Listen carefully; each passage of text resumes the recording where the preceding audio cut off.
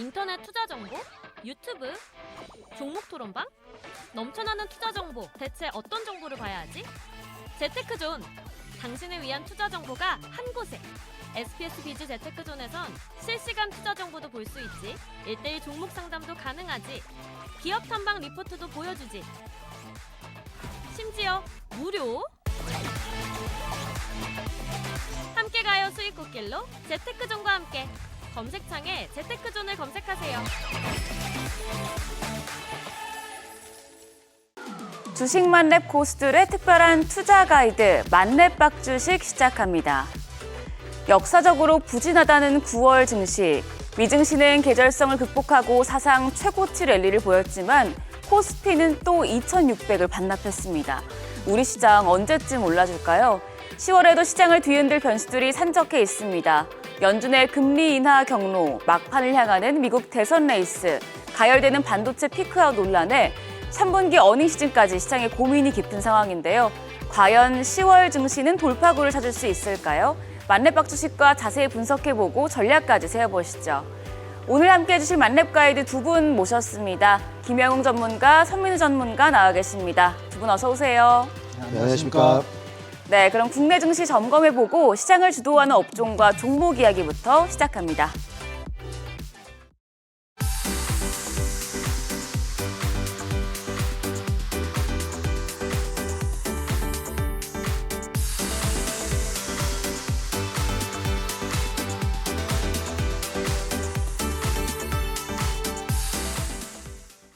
일단 마무리된 9월 증시장부터 복귀하시죠. 역사적으로 부진하다는 9월 생각보다 선방했다라는 분석이 있는데 사실 글로벌 시장 대비해서 우리 시장 그렇게 좋은 퍼포먼스를 보여주지 못한 것 같아서요. 전문가님 9월 증시 선방했다고 보시는지 궁금하네요. 선민우 가이드님 어떻게 보셨어요? 역사적으로 부진한 9월에 선방했다는 표현은 솔직히 좀 적절하지 않은 것 같습니다.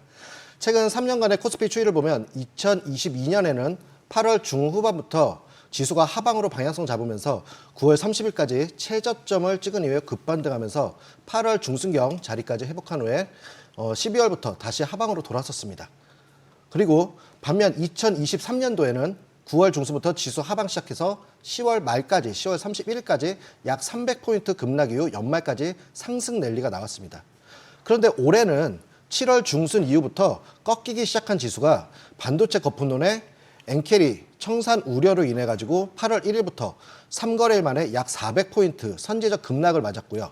그리고 기술적 반등 이후에는 또 모건 스탠리의 반토막 리포트로 다시 한번 급락하면서 쌍바닥을 만든 9월 11일 이후 지수는 상방으로 포지션 잡았습니다. 즉 결론적으로 말하자면 국내 증시는 여러 이슈들로 인해 이미 두 번의 급락으로 쌍바닥을 다졌고 외국인들의 수급 이탈을 개인들이 좀 막아냈으며 여기에 금리 인하 기대감이 증시를 좀 방어할 수 있는 모멘텀으로 작용한 부분이라고 저는 보고 있습니다. 선방한 건 아니지만 일단 바닥은 다졌다는 평가 주셨고 그럼 김영웅 가이드님은 지금 9월 증시 어떻게 보셨어요? 9월 FOMC에서 기준금리 50bp를 인하하는 B컷을 단행했는데요. 덕분에 뉴욕 증시는 연일 상승 중에 있고요. 금리를 인하한다는 것은 경기 침체 속도를 완화하기 위해서 시중에 돈을 뿌리는 효과와 같은 거거든요. 이번에 이어서 B컷을 한 이유는 경기 침체 징후가 이곳저곳에서 계속 나왔기 때문입니다. 증시는 이제 대세 상승장이 시작될 겁니다. 지난 2007년 세계 금융위기 이후 2009년 3월부터 2021년 고점까지 S&P 500은 무려 지수가 6배 이상 상승했었고요. 나스닥은 지수가 9배 정도 올랐었습니다. 이것처럼 앞으로도 미 증시는 예상보다 더 많이 상승할 가능성이 큽니다. 다가올 11월 FOMC에서 B컷을 단행할 가능성이 50%가 넘는데요. 만약에 연이어 B컷을 단행하게 된다면 예상보다 경기가 더 나쁘다는 우려가 나오면서 증시가 일부 조정을 받을 가능성도 있거든요.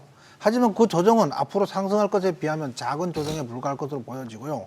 증시는 그 이후로도 앞으로 계속 상승할 것으로 그렇게 될 겁니다. 그럼 언제까지 상승할 것이냐? 이제 중립금리라는 게 있어요. 중립금리까지 계속 상승할 것으로 보여지는데 중립금리라는 것은 이제 경기가 가열되거나 침체되지 않고 잠재 성장률을 달성할 수 있다는 이론적인 금리입니다. 중립금리는 정확한 수치가 있는 건 아니고요. 이론적으로 존재하는 금리를 시장에서 3.5% 안팎을 중립금리로 추정하고 있거든요. 심리적으로 3.5% 중립금리라고 가정한다면 그때까지는 경기 회복 기대감에 증시는 계속 상승할 것이고요. 실제로 중립금리에 다다랐다면 어떻게 될까요? 그때는 이제 경기가 회복되고 있다고 느끼면서 경기가 좋아지며 증시가 계속 상승할 가능성이 높습니다. 그렇게 해서 세계 금융위기 이후 대세 상장이 온 것처럼 이번에도 비슷하게 갈 확률이 좀 높고요. 반도체 부분이 역시 약세를 보이면서 뉴욕 증시에 비해서 상대적으로 부진했습니다. 글로벌 증시와 비교했을 때 코스피의 상대적인 부진은 여러 가지 요인에 기인하는데 일단 외국인 순매도가 연일 계속 이어졌고요. 반도체 업종이 부진한 흐름을 보이면서 지수의 회복력이 좀 약해진 걸로 보입니다. 그다음에 밸류업 지수를 발표했는데 지수에 편입되는 종목을 선정하는 기준에 있어서 시장에서 혼란을 주고 있으면서 좀 그건 역시 증시에 불안을 준 것 같기도 하고요. 더구나 금투세에 대해서 야당에서 밀어붙이고 있어 이것 또한 시장에 부정적인 영향을 끼친 것 같은데 어쨌든 저는 단기적으로는 모르지만 10월 달도 마찬가지로 10월부터 쭉 상승장이 한동안 계속 이어질 것으로 그렇게 전망하고 있습니다. 제일 궁금한 게 10월엔 괜찮을까? 10월엔 좀 반등을 할 수 있을지 궁금한데요. 선민우가 있는게 먼저 질문 드릴게요. 10월 어떻게 보세요? 앞으로 저희가 이제 많이 조정을 받았기 때문에 상승장이 올 거는 맞습니다. 하지만 우선 10월에 한정돼서 말씀드리면은 일단 10월에도 좀 보수적인 스탠스로 좀 대응해야 된다고 좀 말씀드리겠습니다. 지난 9월 FOMC에서 나온 B컷 결정 및 이제 파월 의장의 기자회견은 이제 경기 침체를 막기 위한 선제적 대응을 시장 참여자들한테 전달했다 이런 의미로 판단이 되는데요. 과거 선제적 조치를 고려할 때 이제 향후 금리 인하가 증시에 당연히 긍정적인 영향을 미칠 가능성은 있습니다. 하지만 당분간은 경제 지표에 이제 민감하게 반응하는 국면이 지속될 것으로 보이는데요. 또한 이제 10월서부터 이제 미국 대선 레이스가 본격화함에 됨에 따라 대선의 지금 현재 불확실성, 누가 이길지 모르는 계속 불확실성이 계속 이어지고 있고요. 그리고 중동의 이제 확전, 전면전 리스크까지 있고요. 그리고 이제 금투세라는 문제가 있는데 이제 금투세가 아마 지금 말씀하신 것처럼 유예될 가능성은 많습니다. 하지만 그 시기가 언제냐, 빨리 해야 저희 증시를 다시 부흥시킬 수 있다 이런 부분이 있기 때문에 이런 증시 변동성을 좀 더 확대할 수 있는 부분도 저희가 감안을 해야 되고요. 그리고 실적과 일정 그리고 이제 개별 이슈에 따라 섹터 및 종목의 방향성은 확연한 온도차를 좀 보여줄 거로 보입니다. 10월 우리 시장 어떻게 전망하시는지 좀 간략하게 정리 부탁드리고 더불어서 이제 미국 대선이 한 달 앞으로 다가왔어요. 미국 대선 이벤트에 대한 우리 증시가 어떤 영향을 받을지에 대해서도 좀 말씀해 주시면 좋을 것 같아요. 일단 10월은 이제 3분기 실적 시즌이 시작되는데 2011년 이후로 이제 역사적으로 보더라도 연중에 이제 3분기 영업이익 실적이 컨센서스를 웃도는 비율이 34.7%로 다른 분기보다는 좀 상대적으로 낮다고 보면서 10월 달에 좀 부진할 것이다 이렇게 보는 시각이 있는데요. 근데 하지만 이제 엔비디아가 슈퍼칩 블랙웰이 예상외로 선방할 것으로 알려지면서 SK하이닉스 주가는 상대적으로 긍정적으로 보여집니다. 더군다나 이제 헬스케어 업종은 이제 시가총액 비중이 11.5%로 상승하며 그동안 핍박받은 증시가 어느 정도 올라가면서 시장 주도적으로 자리 잡고 있는데요. 10월에도 이 추세는 이어질 가능성이 좀 커 보입니다. 특히 헬스케어는 금융 레버리지를 많이 사용하는 업종으로 금리 인하 시기에 좀 수혜주로 꼽히고 있거든요. 투자자들의 관심이 더욱더 높아질 것으로 그렇게 보여지고요.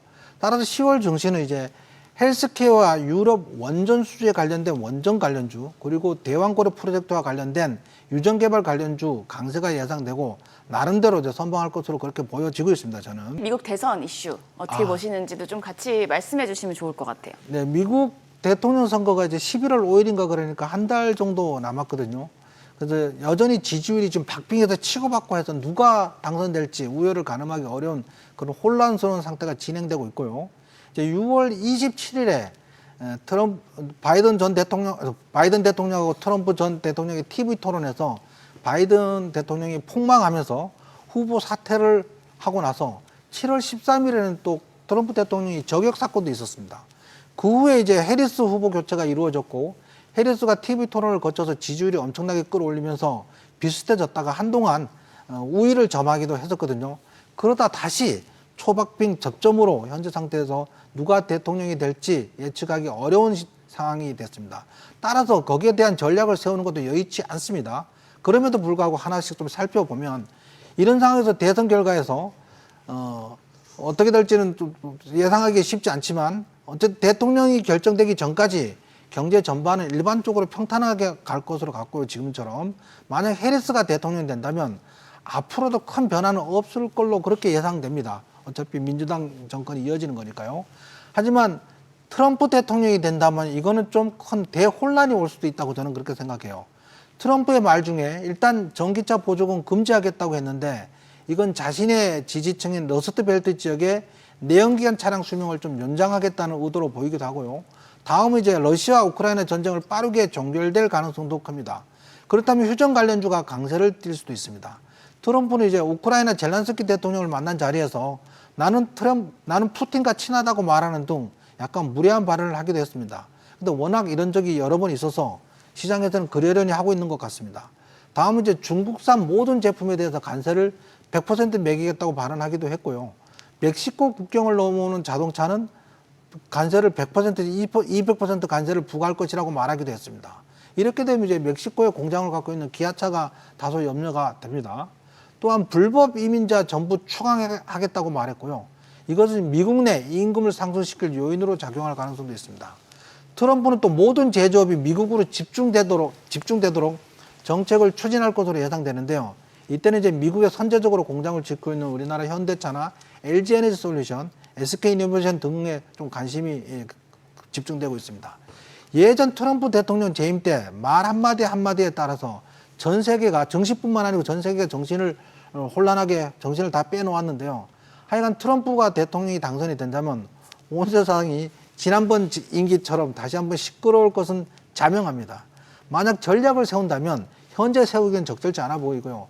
트럼프가 대통령이 될 경우에 맞춰서 사전 준비를 할 필요가 있어 보이기도 합니다. 그렇다면 이제 미국의 공장을 갖고 있는 몇몇 기업들이 좋을 걸로 그렇게 예상됩니다. 하여간 미국 대통령 누가 될지 두고 봐야 되겠습니다. 네, 알겠습니다. 오늘의 투자 정보 검색창에 SBS 비즈의 재테크존, 크존을 검색해 보세요.